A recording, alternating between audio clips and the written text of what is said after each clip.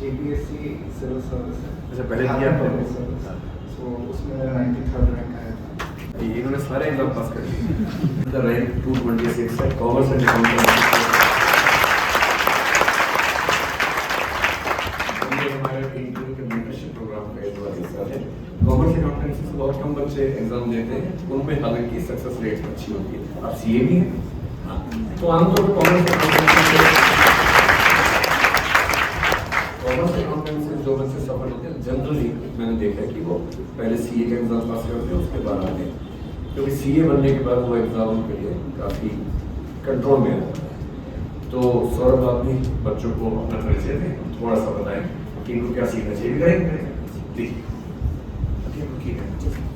Thank you sir. जैसे sir ने बताया, आई एम सौरभ सानी और I am from Bokaro, Jharkhand. तो I am a chartered accountant and I am also a cost accountant and company secretary। इन्होंने सारे exam पास कर लिए। एक एग्जाम होता है जो पहले जिसको ICW बोलते थे, आजकल उसका कॉस्ट अकाउंटेंट बोलते हैं, तो उन्होंने वो भी किया हुआ है। एक एग्जाम होता है कंपनी सेक्रेटरी का एग्जाम, जिसका मतलब है कि किसी कंपनी की कॉर्पोरेट गवर्नेंस को संभालने वाला व्यक्ति, जिसको कंपनी सेक्रेटरी कहते हैं, वो भी पास किया हुआ है। इस अकाउंटिंग की दुनिया में 3 ही एग्जाम माने जाते हैं।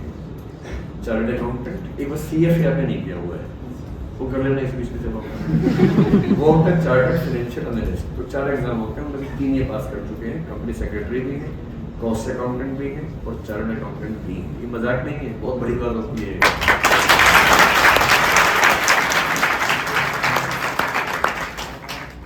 मेरा सर कभी इंटेंशन नहीं था कि I will be pursuing this UPSC। CA का ही था कि CA हो जाए, ये बड़ा ड्रीम था। तो ग्रेजुएशन के टाइम से ही CA कर रहे थे, तो CA हो गया। उसके बाद जॉब लग गई, I was deputy manager finance and core India. फिर उस time I got the opportunity of meeting मेरी सर, तो वहाँ से हुआ कि चलो करते हैं, प्रिपरेशन करते हैं। फिर स्टार्ट किया। तो JPSC सिविल सर्विस है। अच्छा, पहले दिया आपने? सो उसमें मेरा 93rd रैंक आया था।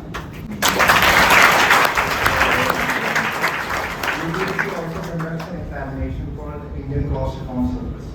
ये क्या है कि स्पेशलाइज्ड सर्विस है, where in chartered accountants and cost accountants are recruited. उसमें मेरा ऑल इंडिया रैंक था।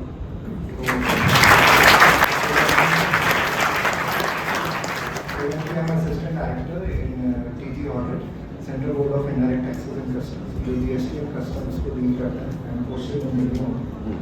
फिर ये मेरा दूसरा मेंस था और पहला इंटरव्यू था। तो मैंने जो रियलाइज़ किया, जो शॉर्ट कमिंग्स थी, कि इससे पहले सर मैं रांची में ही था, आई वॉज पोस्टेड बोलिया में जब था, तो मुझे अपॉर्चुनिटी ही नहीं मिली थी कि आंसर राइटिंग कैसे करते हैं, जिसके कारण शायद मेरा पहला मेंस नहीं होता। आंसर राइटिंग ये एग्ज़ाम ना सिर्फ प्रीलिम्स का नहीं है, सिर्फ आपको इन्फॉर्मेशन गैदर नहीं करना है, आपको वो आर्ट सीखना पड़ेगा जिससे आप प्रेजेंटेशन अपना इम्प्रूव कर सकें, क्योंकि ultimately that presentation will separate your answer from others.